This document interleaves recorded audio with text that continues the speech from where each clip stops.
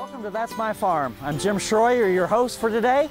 And today we're in Sedgwick County. We're on the Bergkamp Family Farm, and we're going to be talking to Mark Bergkamp in a moment. And you can see in the background we're cutting corn, and we're going to be talking about corn and some other crops here in Sedgwick County.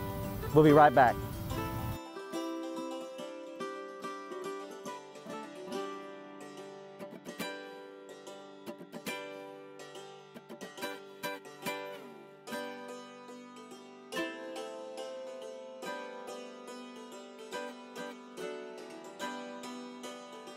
Closed captioning brought to you by Kansas Soybean Commission. The Soybean Checkoff, Progress, powered by Kansas farmers. That's My Farm is brought to you in part by Tallgrass Commodities, big enough to serve, small enough to care. Good morning, folks. I'm Jim Shroyer, the host of That's My Farm, and we're in luck because we're in Sedgwick County near Clearwater, and we're on the Bergkamp Family Farm. Yep. And with us today we have Mark Bergkamp. And hello. Mark, thanks for being with us, and glad you're taking time. I know you got to get into the corn patch here in a minute to cut some corn, but tell us a little bit about how your family got here, and then a little bit about your crop rotation. So I know you've got an interesting history on how your family got here, so let us have it. All right. The way I take it, I'm not the most adept historian, but my great-great-grandfather's family came over from Germany. On the boat over here, my great-great-grandfather was a little baby. He got a fever, and the crew wanted them to throw him overboard. Fortunately, they decided, to keep him. He got better. They settled in Illinois, and eventually my great-grandpa made his way to Mount Vernon, Kansas. He had a convenience store, though, in St. Mark's, and I don't know, through the course of running the business, I guess they got robbed once. And after he got robbed, he said, that's enough of that, I'm going back to the farm. So he raised 8 boys out near Mount Vernon, and my grandpa settled around Garden Plain, they had 9 kids, and 3 boys, he got started farming in different parts. Like one uncle up in Harvey County, another one stayed in Garden Plain area, and my dad here near Clearwater. It was a half section. They bought it in 72 or 73. My folks got married in 75. My dad worked as an electrician in town for several years, and then got to be just during the winter, and then like in the mid-90s, we farmed enough to where he could farm full-time. And I went to college at Wichita State, and then... So you're not too far away from home? No, that's right, exactly. I stayed at home, and then I helped him through my whole college. I knew I wanted to farm, but I also wanted to go to college, and you met your lovely wife there. I met my lovely wife there, so everything worked out. Yeah. Good deal. Yeah. Good deal. Yeah, I want to know off camera here. I want to know what that cruise line was. I don't want to get sick on that cruise line. I know. Yeah, that's pretty brutal. Throwing the baby overboard. so good thing. Good thing you got better. So okay. Let's talk a little bit about your crop rotations, and I know your dad, I know you've diversified a little bit more than just a few years ago. Yeah, when he first started, I'm sure they were growing mostly wheat. In fact, this half section, especially the east quarter, was super flat, and he laser leveled it and then got into irrigation. And then once it was irrigated, I think, as a kid, I always remember beans. I mean, beans everywhere. And then, the late 90s, we started growing more corn, and now we'll grow 3 years of corn to 1 year of soybeans on our irrigated. No wheat in that rotation? No. I mean, I think it's a good rotation. It's just so labor intensive, and we get wet here in June. And so, I mean, we've had a year where we did have wheat on an irrigated. We harvested in late July, and so then we went ahead and planted our double crop beans. They ended up making like 30 bushel, but it didn't freeze till November. Okay. Well, I tell you what, hang on. We're going to talk more about those crops because we have to hear from our sponsors. So, folks, don't go away. We'll be right back.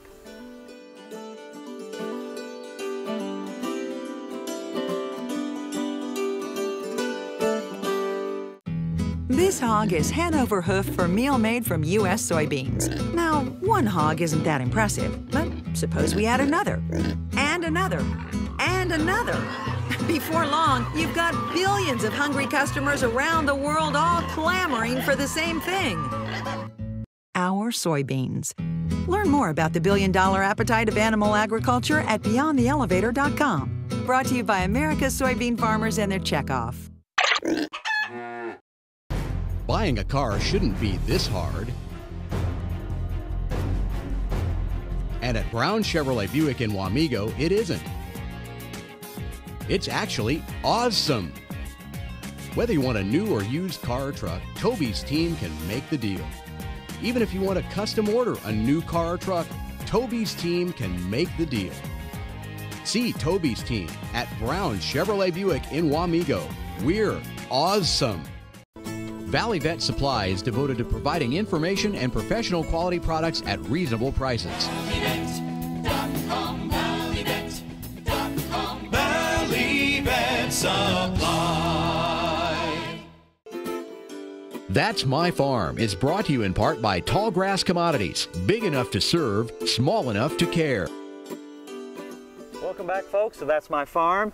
And as I said earlier, we're in Sedgwick County near Clearwater. We're on the Bergkamp Family Farm. We have Mark with us, and we talked a little bit about how the farm, how the family got here, and a little bit about crop rotations. Yes. And I know, you know, we're in wheat country down in this area. A lot of corn, sorghum, soybeans grown. But let's talk about your wheat production for a few minutes here. So what? Take me from a field. How do you get to wheat? Okay, from a field, say we've got corn growing on some fields now. We're hoping to get a little bit of rain here in September, have some decent planting conditions, and then start planting. Well, July hasn't been too good. I know. No, it hasn't. No, it hasn't. Okay. But if we can just get a couple inches, you know, enough to get the wheat up, and we'll plant wheat, put some starter down, some phos, probably 50 to 75 pounds. You know, February time frame, of course I'll have soil sampled, and I'll figure out how much nitrogen I'm going to need to raise 55, 60 bushel wheat. Right. And I'll try to put the rest of it on, you know, February, sometime after the ground thaws. So you're looking probably at 80 to 90, maybe 100 pounds of nitrogen for that crop, that wheat crop? Yeah, a lot of times it's pushing 100 after corn. Okay. So, you know, you've still got some nitrogen possibly left over from the corn. Depending on how it does, yeah. What about planting into that residue? You're mainly no-till wheat after corn, so tell me a little bit about that. We have a John Deere air seeder. The keys are we just try to keep the discs, you know, in good condition, sharp. I'll drive 5 miles an hour if it's extremely thick, you know, residue. And then if there's a lot of dew, I'll probably hold off in the morning and just, you know, plant a little bit later. Because you don't want the hairpin. Yeah. You want a good depth. Right. Yeah. Try and get it slice through that trash instead of just hairpinning it. Okay. Yeah. That's a big issue with a lot of residue. Yeah. So okay. What about seeding rates and time of planting? If we'll get started 1st of October, roughly, and I'll plant about that time. I'll put 80 to 90 pounds usually. And then if it's later, if we're late October, you know, I've never had to go up to 120, but I think it might, you know, be worthwhile doing it. Well, let's talk about varieties for a second here. What varieties do you mainly use? Last year we were all Everest. This year our seed dealer had kind of said they had some pretty good luck with Gallagher. From OSU? From OSU, yeah. So we're going to try some Gallagher. Okay. Well, I tell you what, that's pretty good coverage of wheat. I know your wheat yields weren't all that great this year due to the dry conditions. But we have to pause for a second from a word from our sponsors. So folks, don't go away. We'll be right back in Sedgwick County.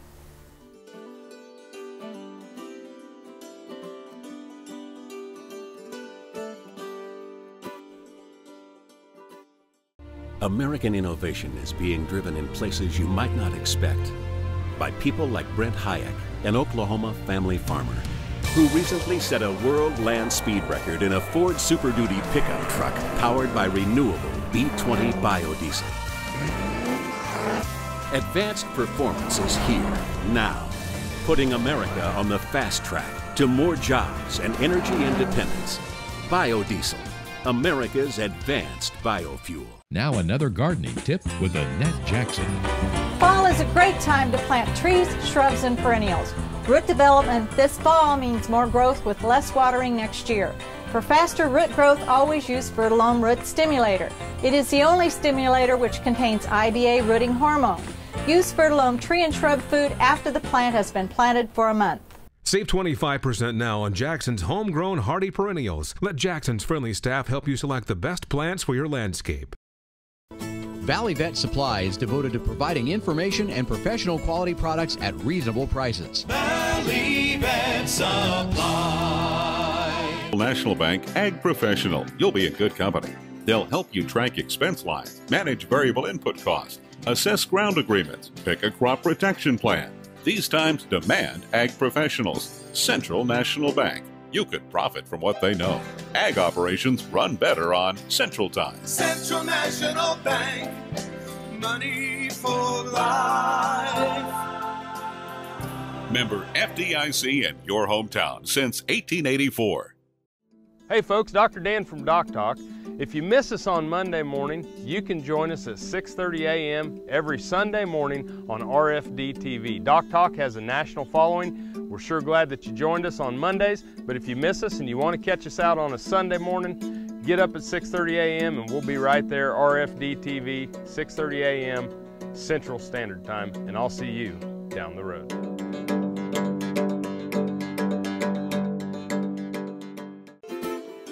That's My Farm is brought to you in part by Tallgrass Commodities, big enough to serve, small enough to care. Welcome back, folks, to That's My Farm. We're in Sedgwick County near Clearwater on the Bergkamp Family Farm, and we have Mark with us. And we've talked a little bit about the family history and a little bit on wheat production. Yes. Maybe not as much as I want, but now we're going to talk about corn, because corn is really taken off down in this area. So, Mark, tell us, take a field and go through the life cycle of corn for us on your farm. Okay. I'm going to break it down in irrigated and dryland because they're really two different rotations. Right. On our irrigated, we grow 3 years of corn, and in between those years we need to turbo till it in the fall, and then we'll come back and strip till and plant corn just to get rid of a little bit of that residue. Right. Then beans. The only reason we're doing that, type of rotation, that long of corn, is because of the sudden death issue in soybeans. We'll talk about soybeans here in a second, but 3 years corn, then to soybeans. Yes, on our dry land, irrigated. Yes, on our dry land where we're trying to do more of a no-till type system, I think rotation is just key. And so after wheat, we'll harvest a field, it's got wheat. We'll try and go back to double crop soybeans, and then we'll plant corn the following April. Okay. And so how many years of corn in that situation? One. But sometimes we're pushing 2. Okay. So probably half of our corn acres this year, our dryland corn acres, are corn on corn. Okay. So, and we've had good luck with that because it gives it time to replenish moisture. You're harvesting in August. The plants probably died in late July, so depends on the moisture in July and the heat, right? Yeah. So, and then we'll do second year of corn. Okay, so you do have, and then you go back to wheat after that. Yes, and then we'll go back to wheat after that. Whether it's 1 year corn or 2 years corn on your dry land. Yes. Okay, so let's talk about populations on irrigated, in the irrigated rotation and dry land as well. So what do you shoot for what do you drop in seeds per on our acre? irrigated, we're dropping 30,000, and I'm shooting for 210. If we have a great year, it'll do better. Our dry land, it depends if it's sandier soil or shallower soil. I'll plant 15,000. I'll drop 15,000 and hope for 13.5 or 14. Yeah, to come up. Yeah, that's about right. And it can still, if you have a great year, I think that probably tops out around 100. So we are limiting ourselves a little bit there. But a lot of this stuff, when we're in a rotation with wheat, double crop beans, corn, if I drop 15,000 corn, a lot of times it only takes 50, 60 pounds of nitrogen to get me 90 or 100 bushel of corn. And that's what you shoot for, somewhere in that 90 to 100. Yeah. In a good year, obviously, better. And like this year, some better. Yeah, you tell me about your dryland corn this year. Yeah, some of the fields, they were surprising me, anywhere from 120 to 140. We are, the one field of dryland that I dropped 15 on, and I put 60 pounds of nitrogen on, it's kind of sandy. And I planted a 96-day hybrid on it. It's only going to make maybe 85 or 90 this year, so I definitely left some on the table, but that's kind of the law of averages. Okay. Okay. Let's talk a little bit about fertility now. Okay. Irrigated. On our irrigated, we'll take, we have CropQuest, and they always take our soil samples, and typically in the fall, if I could just generalize everything, we'll put on 100 pounds of 1152 and 100 pounds of 0060. On a field that's going to go to... going to corn or beans. Corn, Yep, corn or beans. We'll just do that every year. And then we'll put our fall anhydrous on the heavy ground. And then sand is in the spring. Okay. So tell me, let's talk a little bit more about fertility and what herbicides you're using on corn. Okay, sure. On the fertility, our sandy pivots, We try not to put. We're going to try not to put any anhydrous on just because you're one rain away from losing it. Right. So we're going to either try to fertigate it or get some spread on. Put it through the sprinkler. Okay. Put it through the sprinkler. So, okay. And herbicides, you know, with our no-till, we put down fall herbicides on everything just to take care of the mare's tail. So mare's tail is not an issue anymore. Pigweed is kind of the big problem. But you know, we're posting corn, and the nice thing about it, if you're using a Lumax or something like that, you put it on the corn canopies, and you know, you're done. And you don't have any issues with coming back to weed after no. Planting in the fall after corn. Okay, hang on. We're going to go to another crop here in a second. So, folks, stay with us. We'll be right back.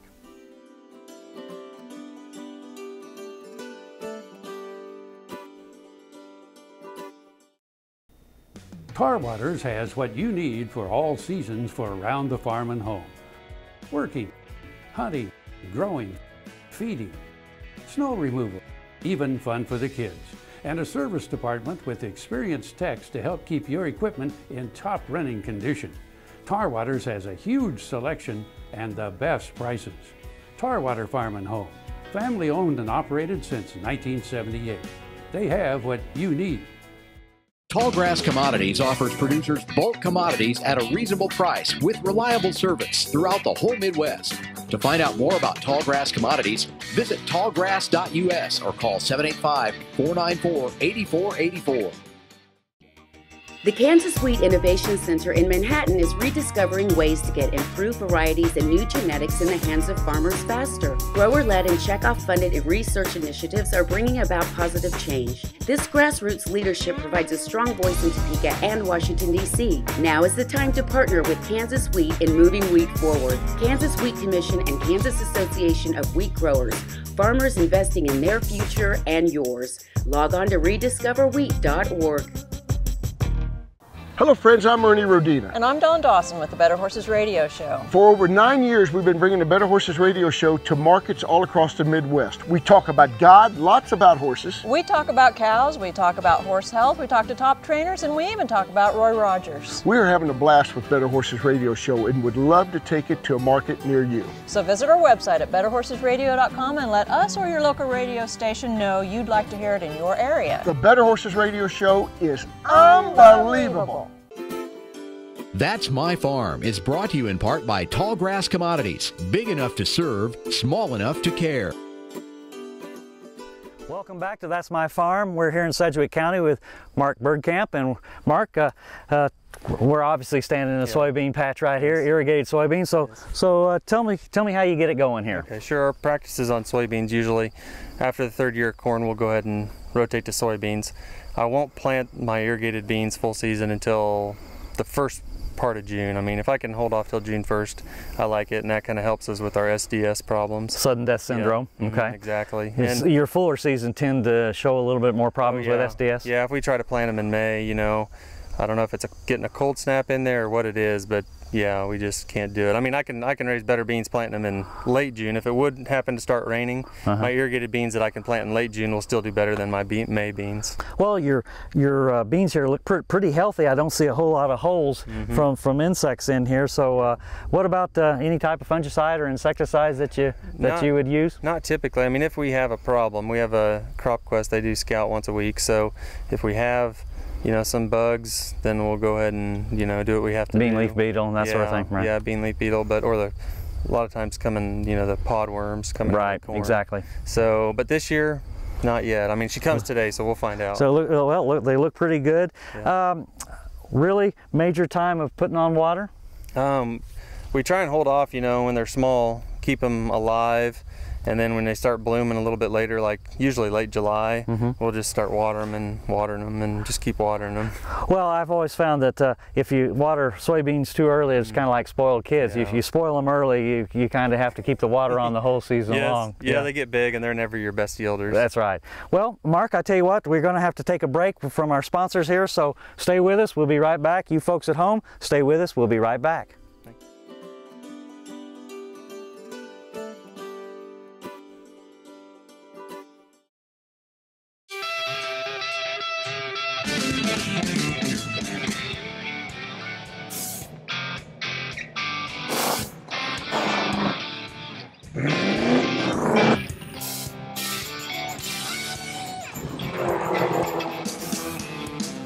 This is the fast track to more jobs and America's energy independence. Advanced performance is here, now. Biodiesel, America's advanced biofuel. Valley Vet Supply is devoted to providing information and professional quality products at reasonable prices. Valley Vet Supply.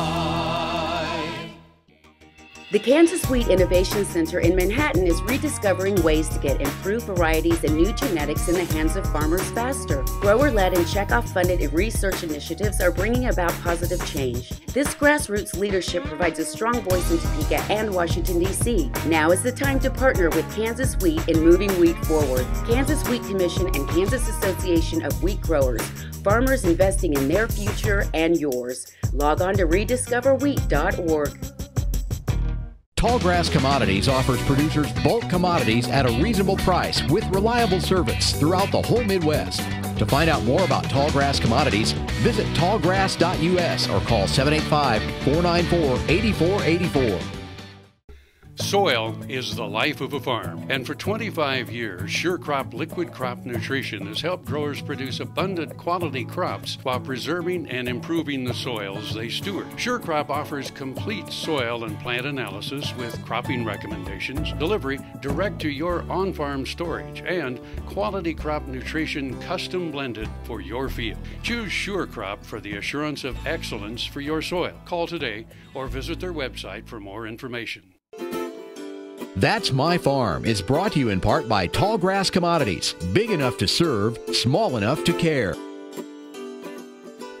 Welcome back, folks, to That's My Farm. We're in Sedgwick County with Mark Bergkamp on the Bergkamp Family Farm. So, Mark, we've talked a little bit about crop rotations and that sort of thing, your history. Let's talk about the nuts and bolts here of marketing. So, real briefly here, tell me what your marketing strategy is. Okay, yeah, that's probably the toughest part, one where you can make the most or lose the most. But we try to keep it simple. I mean, if we feel like we're getting a good basis and a good bid early, we may pre-sell 10% or something. But a lot of times we like to wait until we get things harvested. We'll try and move some out in, September. Right, just shortly after harvest. Right, or during harvest. And then we try and just do some every month, which with the grain setup now, it's kind of maybe disciplined us a little more, where you can't haul everything out in 1 month, so you just kind of make some sales as you go along. You've got quite a bit of storage here. Yeah, and it's helped a bunch. During harvest, we can start harvesting at 18, we'll bring it in. Dry it a little bit. Dry it down, or if we have some 13, we can blend it out and make 15, and so. But yeah, I think it's disciplined our marketing. We just try and, we don't shoot for the home run, we don't try to hold things for a year till the price comes up or something. We just kind of move it. Because it's expensive to hold things. Yeah, it is. Okay, so tell me, what, with the falling commodity prices, how's that going to affect your strategy as far as what you're going to be planning this fall and next spring? Yeah, we'll probably stay with a similar rotation, we'll take a beating for 1 year, I guess. I mean, it's so tempting. Yeah, it's so tempting just to go ahead and plant some beans, because you're going to have a lot less inputs and everything, but who knows, next fall it could be totally different. Bean price could be in the tank and corn could be decent, so. Well, that's true. That's true. What about what you plant though versus, I mean, corn, a bag of corn's kind of pricey. Yes, I mean, I always said I hope I never have to plant milo again, but I mean, it's kind of back on the table now. You look at spending $10 an acre instead of 50 or 60 for corn. A guy has to consider that, or even with wheat. I mean, low commodity prices, we could transition over to more wheat than we have now. Right. So that's gonna, so that does, obviously commodity prices does affect what you're going to be, your strategy is down the road. It does. So Mark, we talked a little bit about how you've marketed, but where do you market the grain? Yes, our soybeans, Cargill has a crushing plant here in Wichita, so we'll that's go there. Not too far away. No, not too far away. A lot of the corn, it'll go to feed yards, ethanol plants, swine, swine lots, stuff like that. So when we can, we'd like to market to the end user as much as possible. Yeah. Okay, well, good. Well, Mark, I want to thank you for being on the show with us, and I hope you watch it next week. Yes, I'll tune in. And you folks at home, I hope you watch That's My Farm again next week, and thanks for being with us today.